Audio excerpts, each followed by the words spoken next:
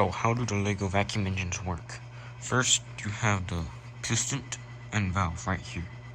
So when you open it, you have the valve, piston, and the valve is for intake and also the upstroke of the vacuum.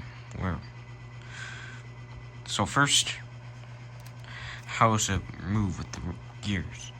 You have the piston and valve all aligned in the same order. So here's the crankshaft. You have the valve one and the piston one. They're 90 degrees apart, which allows it to open the valve, suck the piston up, then repeat, sucking air in, then doing that. So that's how the crankshaft part works of it.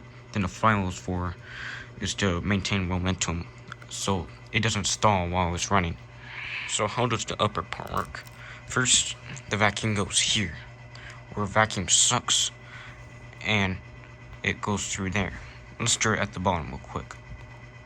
First, the valve opens, sucking air that's inside the cylinder, so it brings the piston up. Since it's 90 degrees, the valve also begins to move down once it reaches the top. Once it reaches the top, there's this little gap, and it's blocking the hole, which sucks air. So now there's no air sucking this hole right there, while the piston goes down, sucks in air from the outside. See, there's a gap right there, which sucks the air in.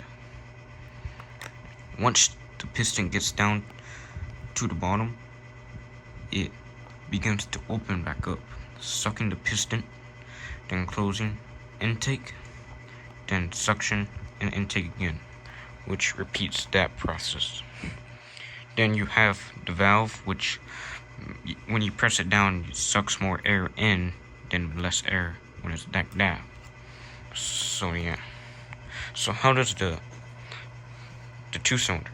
The two-cylinder has the same thing as this one, which just two cylinders combined, which doesn't really need a flywheel because this one takes the part where it's taking intake and this one's taking suction, so they're both sharing different cycles of it.